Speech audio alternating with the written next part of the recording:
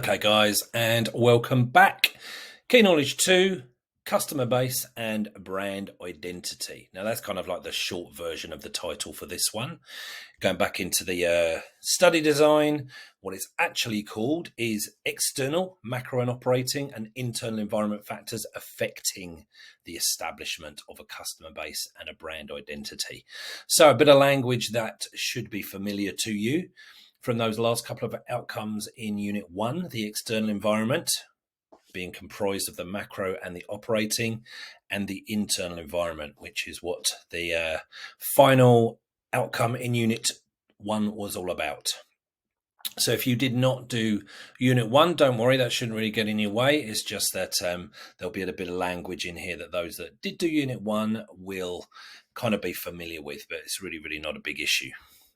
So going back, remember this diagram that we had. So when we looked at the outcome 2 of Unit 1, we focused on the macro and we worked through each of those factors. I think we started off in the macro environment.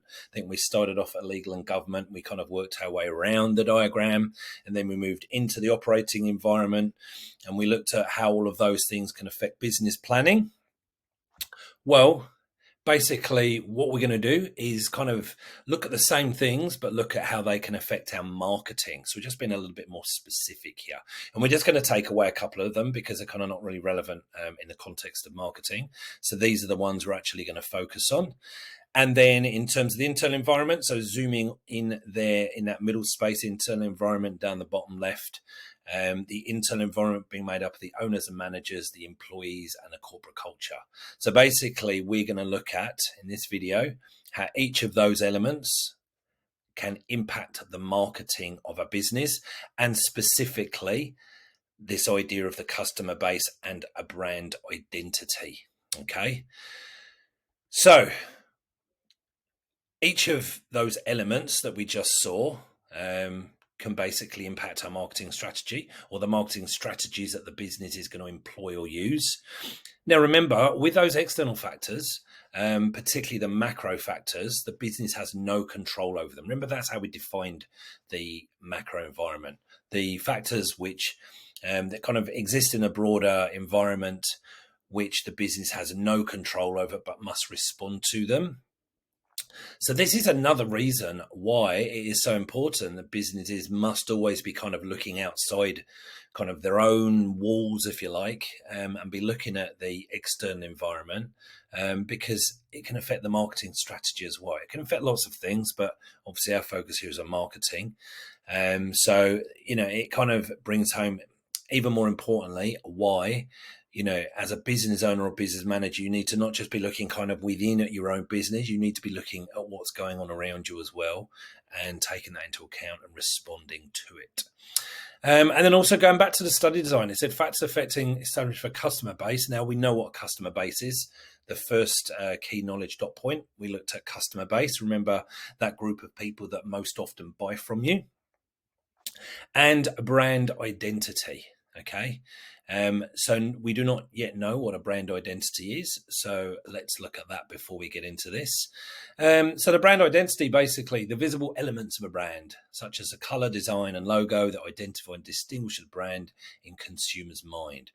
And there's another 2 different definitions. So again, choose one of these definitions and stick to that. Do not write all 3 down. Again, there's lots of different ways, not just one way to define brand identity, but you need to kind of choose a way that kind of makes sense to you, resonates with you, that you would be able to reproduce. So just choose one and get that into your notes. But basically, brand identity, and again, this is not to use the definition, it's just to kind of, by way of explanation, it's how people view the brand. When you think of a brand, what's the first thought you have? What are the associations you make with that brand? Okay, what is it, that brand kind of, what kind of thoughts does that kind of create in your mind? Okay, what's the image, the values that the business is trying to portray to the public? Okay, that's what our brand identity is. So this is what we're going to do. We'll look at how each of those factors that we had in those diagrams before, in the internal and the external environment, can affect the business's customer base and brand identity. So from this point, we're just going to look at each in turn. So economic conditions, first off, in a macro environment. Now, first thing to bear in mind is that you might choose to invest in marketing when economic conditions are good or positive. Okay, so for example, when business and consumer confidence are strong. Remember those. Remember that language from that second outcome of Unit 1. Because when consumer confidence is strong and the economy is strong and growing, people will be more willing to spend.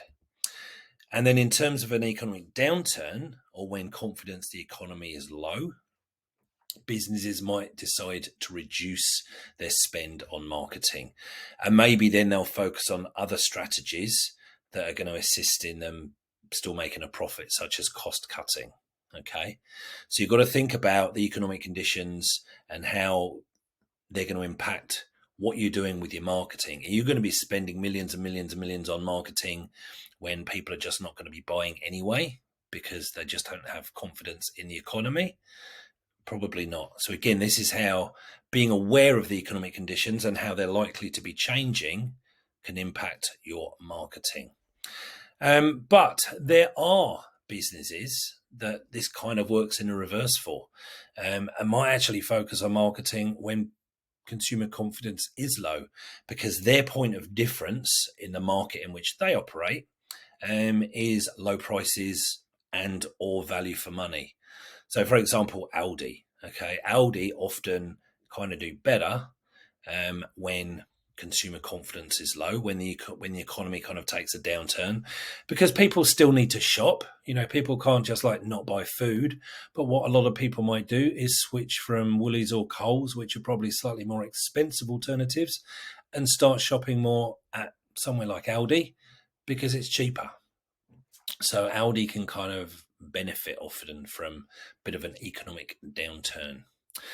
Technological issues, again in a macro environment. Now, this one is, you need to watch this one carefully because this can change things real quick, okay? So this has the ability to impact a business's customer base and brand identity, either positively or negatively, but really quite quickly. So that's why you've got to really be aware of what's going on in the technology space associated with your business. First off, negatively. So advances in technology can cause your product, again, or your service to become outdated, leading to less return customers and a negative perception of your business, therefore reducing your customer base and having a negative impact on your brand identity. Actually, on the flip of that, I mean, we could turn that around. I mean, advancing technology could, if you could capitalize on that before your competitors, then you could kind of get ahead of the game, technologically speaking, and then create a positive perception of your business and quickly increase your customer base relative to your competitors, and therefore positively impact your brand identity. So actually that one, you know, could kind of work either way, depending on how on the ball you are and how quickly you respond to the change in technology that's happening.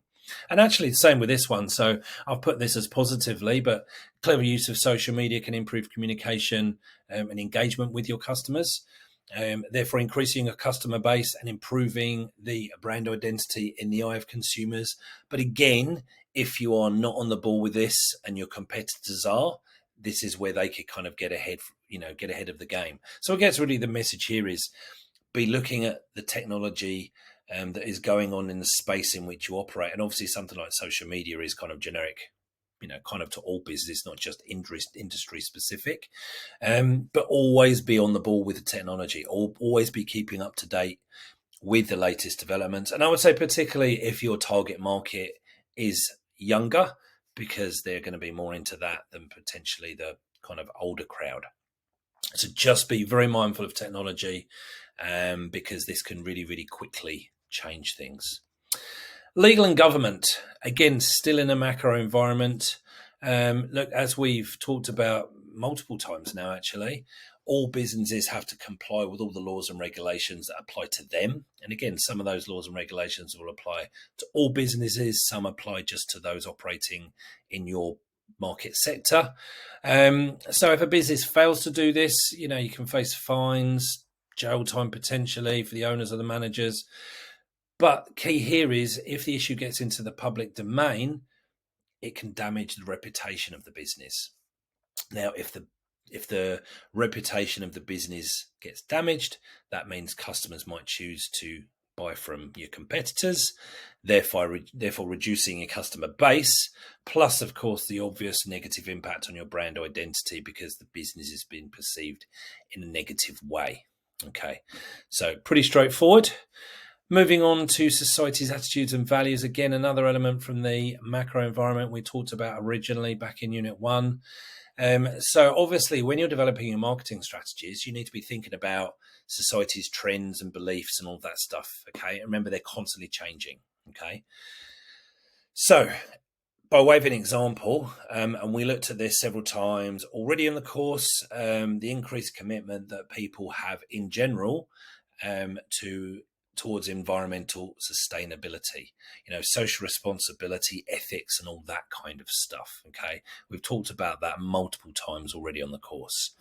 So basically, marketing strategies that focus on that or other hot issues that are going on, at that point in time, obviously can lead to an increase in customer base because people like to buy from businesses that are ethical and committed to, environmental sustainability, because then it means the business values align with their own.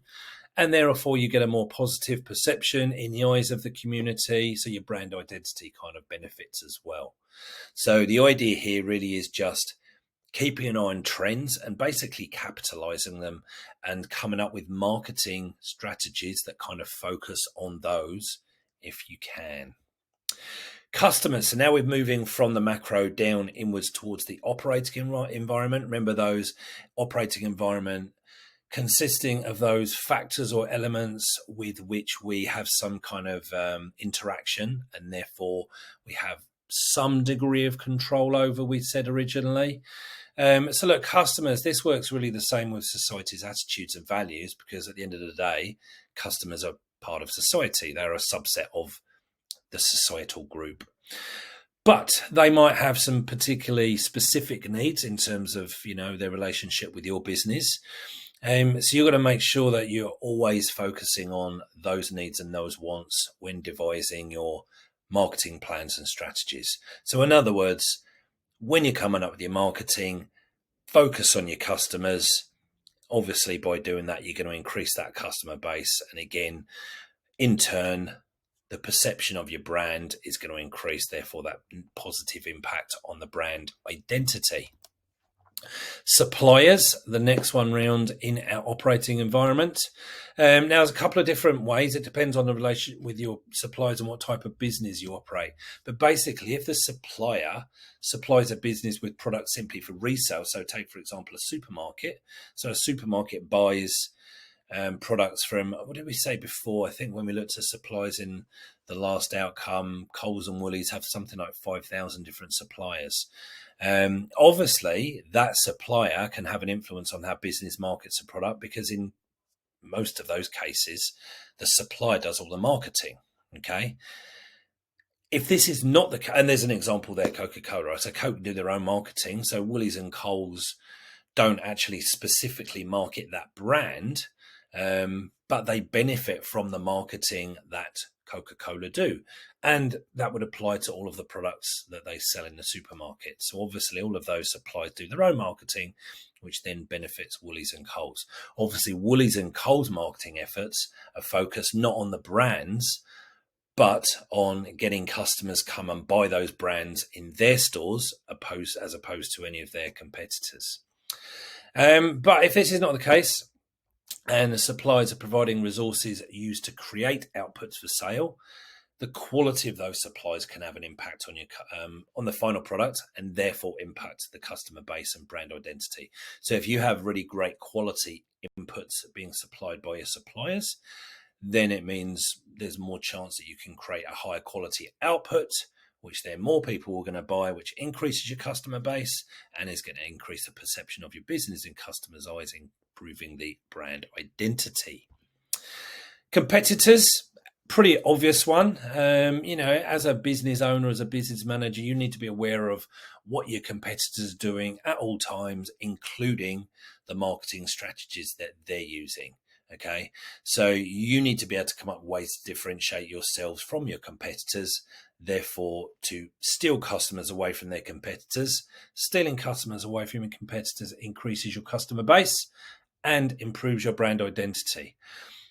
And then if there's a situation where a competitor has somehow fallen out of favor with their customers and with the community, there's a great opportunity to kind of capitalize on this and create a marketing campaign to, steal customers away, build your own customer base and brand identity before other competitors have the chance to do that.